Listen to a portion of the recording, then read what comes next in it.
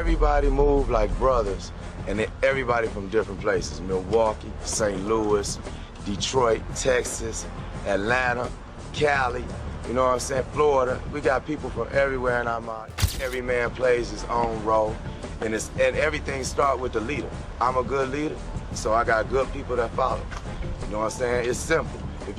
Arnold Rothstein was, to me, a very, very interesting character. He was known as the brain, really credited with the guy that transformed the mob from a bunch of street thugs, street gangs that would each other, into a gang of serious business people. Was his father a gangster? 100%. Was he from the street? 100%. Did he have a lot of guys? 100%. No. Did he have around him? Yes. He had a ton of around him. Bobby Borriello was one of them. Johnny Cornelia was one of them. Eddie Leno was one of them. Joe Watts was a big one. Meet the masterminds behind America's darkest days. Today we will unveil these 10 gang founders who have plunged America's streets into chaos and despair. These guys, once ordinary people, managed to transform into architects of misery, spreading fear and devastation in their wake. Trust me when I say these guys are definitely not people you want to meet in a dark alley. From coast to coast, their criminal empires have terrorized communities, leaving innocent lives shattered. Let's take a look.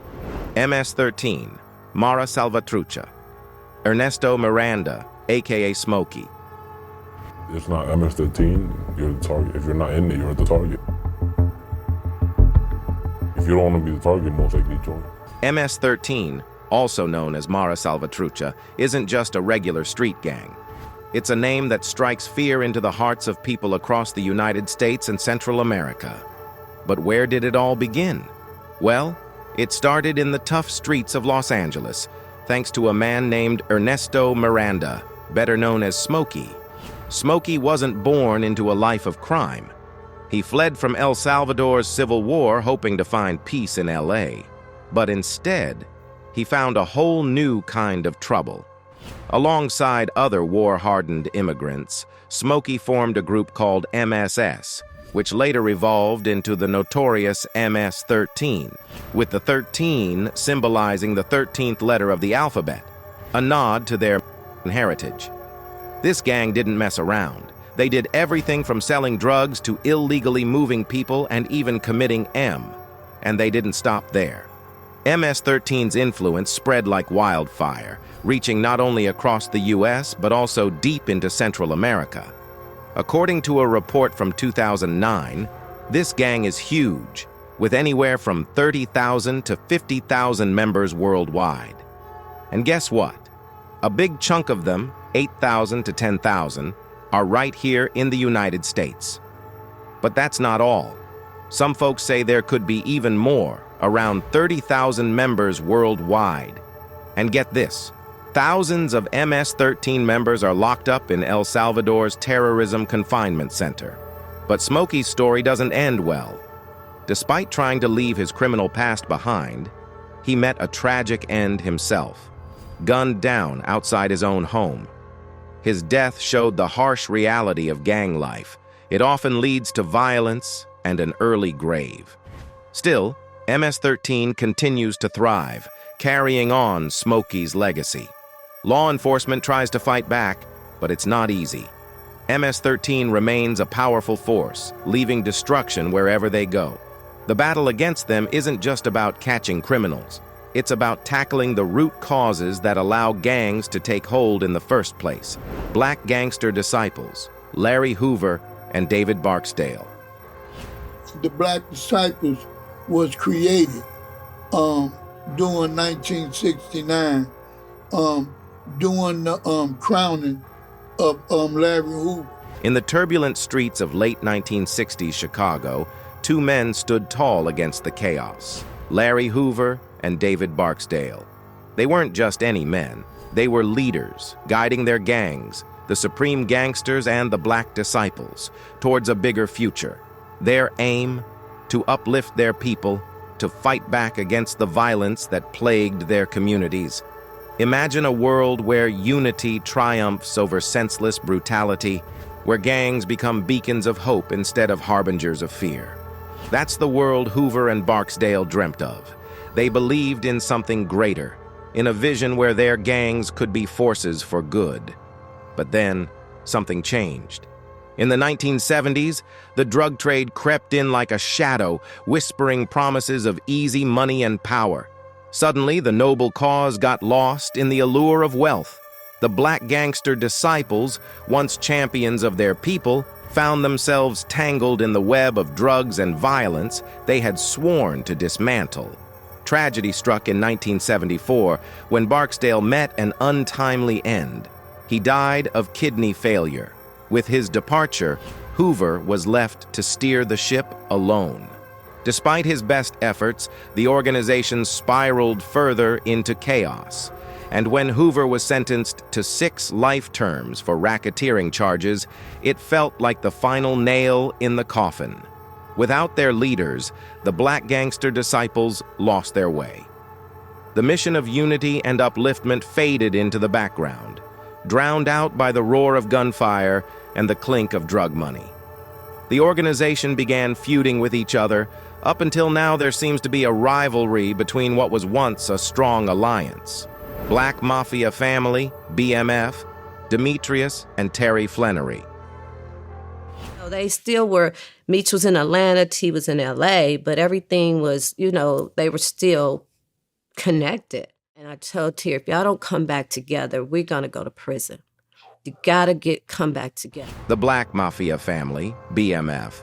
Story is like something out of a movie, full of power, money, and a big downfall. It all started in Detroit in the late 1980s with 2 brothers, Demetrius, known as Big Meech, and Terry Flannery. They built a huge coke-selling business that spread across the country. By the year 2000, they had a direct link to the Mexican cartels, which helped establish a $250 million coke distribution empire throughout the U.S. The feds claimed that they had 2 main hubs, one in Atlanta for distribution ran by Big Meech, and one in Los Angeles for incoming shipments from Mexico ran by his brother Terry, making them filthy rich. Around this time, Big Meech had established BMF Entertainment as a promotion agency in efforts to legitimize their source of income. The business front allowed Big Meech to launder illegal earnings by funding legitimate events associating with high-profile hip-hop artists like It Fabulous, Jay-Z, and more. Big Meech was the face of the operation, a natural leader with smart plans. Terry was the one who kept things organized. Together, they seemed untouchable. But Big Meech being in the limelight and flexing his wealth caused a fallout between the 2 brothers. His brother Terry kept claiming that Meech was attracting the wrong attention. True to Terry's words, all that flaunting caught the eye of the police. They started digging into the BMF's business. In 2005, they cracked down hard. The feds had 900 pages of wiretap conversations, arresting lots of BMF members, including Big Meech and Terry. The brothers got hit with serious charges like selling drugs, washing dirty money, and running a criminal gang. They ended up pleading guilty and were sentenced to 30 years in prison. Even behind bars, the BMF's legend lived on, especially in hip-hop. Rappers loved talking about Big Meech and the BMF's wild lifestyle in their songs. It made them seem tough and successful. Of course, this made the BMF even more famous, turning them into heroes of street stories that people still talk about today. The Jewish mob, Arnold Rothstein, a.k.a. the Brain. In the wild times of early 1900s America, there was a guy named Arnold Rothstein. He wasn't your regular dude. Some people called him the Brain because he was super smart and knew how to make a lot of money. He was the founder of the Jewish mob, also known as the Kosher Mafia. Back then, booze, alcohol, was illegal, but people still wanted to drink. Rothstein saw this as a chance to make big bucks. He had friends all over the country, so he set up this huge operation to sell illegal booze. It was like a secret club, and Rothstein was the boss. He was able to accumulate over $10 million, equivalent to $125 million. In today's valuation, making him one of the wealthiest gangsters in U.S. history. It wasn't the first time he experienced big money growing up. He was the son of wealthy businessman Abraham Rothstein, so he knew all the important people. From a young age, Arnold developed a gambling habit that led to him allegedly fixing the 1919 World Series. He even got mixed up in a big baseball scandal where people said he cheated to win. But instead of getting in trouble, it made him even more famous. But gambling eventually led to his death in 1928, when he refused to pay up $32,000 he owed from a high-stakes poker game that he claimed was fixed by the other players on his deathbed. He refused to help police identify his shooter, telling them in quotes, "You stick to your trade, and I'll stick to mine." Some say that's when his luck ran out. He ended up dying in mysterious circumstances. Some folks think it was because he owed money from gambling, while others think it was because of fights with his criminal pals. Trinitarios, Leonidas Sierra, aka Junito. Meet the Trinitarios, a tough street gang that made its mark in the rough streets of New York City back in the early 1990s. The Trinitarios, named after 3 revolutionaries of the Dominican War of Independence, is an organization founded in the early 90s in New York by Leonidas Sierra aka Junito, alongside Julio Marin aka Gaballo. Junito created the organization within Rikers Island Jail, comprised of Dominican descendants, to protect themselves from other ruthless inmates. But soon, they became a big deal beyond those walls, taking over neighborhoods with their muscle and fear tactics. Eventually, when members were released from jail, the organization began gaining power in the streets of New York. That led to Junito establishing a central committee that conveyed orders and messages to the street leaders. For years, Junito would greenlight hits on oppositions in the streets and in the prison system, all from behind bars. Under his leadership, they ran the show with violence and threats. Where there was poverty and crime, you could bet the Trinitarios weren't far away. They did all sorts of illegal stuff, from selling drugs to making people pay up. In 2009, as part of Operation Patria, the feds charged at least 147 members in an attempt to dismantle the organization. Then in 2014, founder Junito was sentenced to 19 years for racketeering, which would run concurrently with his 22 years to life sentence he was already serving. Evidently, it's not just about putting bad guys in jail, it's about fixing the stuff that makes kids join gangs in the first place. Gambino Family, Salvatore D'Aquila and Carlo Gambino. Back in the early 1900s, in the bustling streets of East Harlem, a man named Salvatore D'Aquila started something big. He wasn't selling lemonade. He was building a criminal empire. D'Aquila was tough and clever, traits that helped him climb the ladder of organized crime. The Gambino family, originally called the D'Aquila family, was founded in 1910 by Salvatore D'Aquila in East Harlem, New York. Salvatore was a Sicilian immigrant that arrived in the U.S. in 1906. He initially joined and rose through the ranks in the Morello family, but in 1910 his boss, Giuseppe Morello, was sentenced to 10 years in prison, allowing him to separate himself and start his own organization, naming it after himself, and operating in East Harlem in the Bronx. He didn't waste time. He took the reins and steered the family to new heights. They weren't just thugs in East Harlem anymore. They were a nationwide force. They did everything from making people pay protection money to selling illegal drugs. He rivaled the same family he was once captain in. He even put a hit out on his ex-boss Giuseppe when he was released from prison in 1925, but 3 years later, in 1928, he was also gunned down in an alleyway in Manhattan. It wasn't until the 6 bosses of this same organization that they adopted the name Gambino Family, after Carlo Gambino's rise in 1957. It's believed that his name is the one that stuck out of 11 total bosses throughout history, because he was able to merge 2 families for the first time.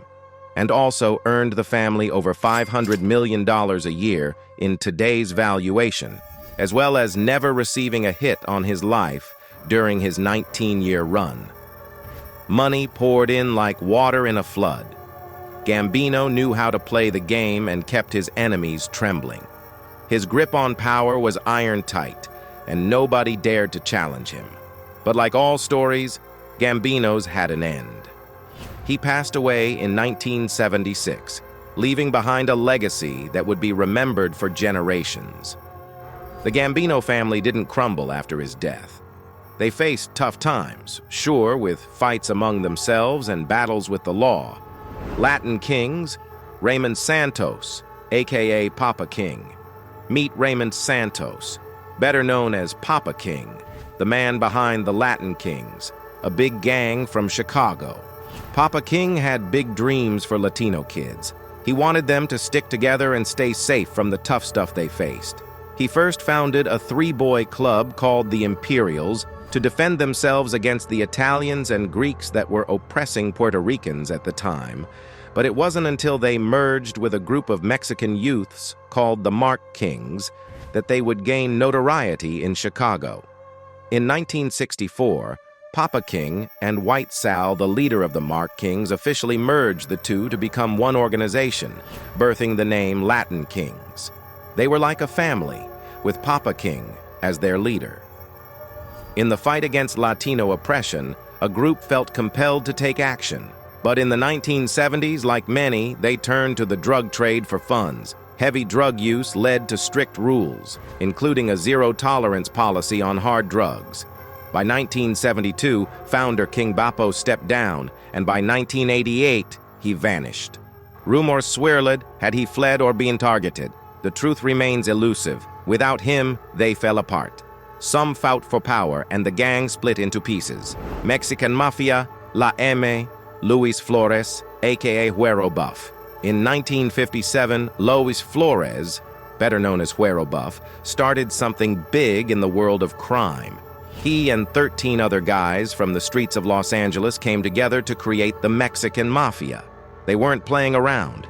This gang, also called La M, grew strong thanks to Huero Buff's smarts and the way he made friends in jail.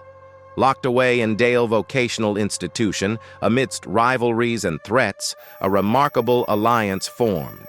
13 fierce rivals put aside differences to create the Mexican Mafia. Their goal: protection and control. They knew unity was strength. Recruiting the best, they solidified their authority over the black market. In a world of bars and chains, they found freedom in unity. Overall, by 1961, the organization's power was so overwhelming that the State Department of Corrections decided to transfer some core members to adult facilities like San Quentin Prison. With direct connections to Mexican cartels and Mexican mafia leaders like Rodolfo Cadena, frontlining, and new facilities, the organization had a monopoly throughout the state. Eventually, they had members from every Hispanic set, joined the family, and even formed an alliance with the Aryan Brotherhood.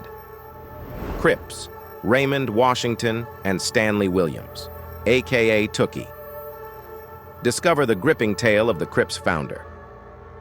Born in the rough streets of 1960s Los Angeles, Raymond Washington, a street-smart leader, sparked the creation of the Crips, uniting gangs with his vision and charm. With a reputation for violence and fierce loyalty to their turf, the Crips rose to power under his guidance. But it was the partnership between Washington and Stanley Tookie Williams that truly solidified their dominance. Williams, a commanding figure, complemented Washington perfectly, expanding their influence and recruiting new members. Tookie accepted the offer and united the West and the East, making the Crips the largest street gang in Los Angeles. Tragedy struck when Washington was unalived at the age of 25, leaving a gap in Crips's leadership. Yet, Williams soldiered on, despite facing controversy. He was eventually arrested and sentenced to death. His execution in 2005 sparked debates on redemption and the death penalty, because while in prison, he renounced gang life and started working for the greater good. Williams received a lethal injection in San Quentin State Prison for a quadruple homicide. Bloods, collective origins. So, word on the street is that the Bloods gang has been around for a long time, even though many people didn't know much about them. They started back in the early 1970s in Los Angeles. Back then, they were trying to stand up to another gang called the Avenue Boys. At first, they were called the Avenue Crips, but later they changed their name to the Crips. Surprisingly, the Bloods actually came from the Crips. I guess you didn't know that. They were kind of like a little brother gang that broke away. Now here's where it gets interesting. There was a big fight between the Crips and another group called the Terrorists. The Terrorists wanted to terminate peaceful relations with the Crips and had turned to other gangs like the Brims, Denver Lanes, the Bishops, and Athens Park Boys for backup. That's how the Bloods started. The Bloods weren't just a small group. They grew pretty fast and became a big deal in Los Angeles. Other gangs who were tired of being pushed around by the Crips joined them. They wanted to stand up for themselves and protect their neighborhoods. Though no single figure stands as the sole founder of the Bloods, their emergence marked a significant shift in the urban landscape. A bold assertion of power and identity amidst the chaos of inner-city life. United by a common struggle against Crip dominance, the Bloods forged their path through solidarity and defiance. And that's all for today. Until next time, peace out.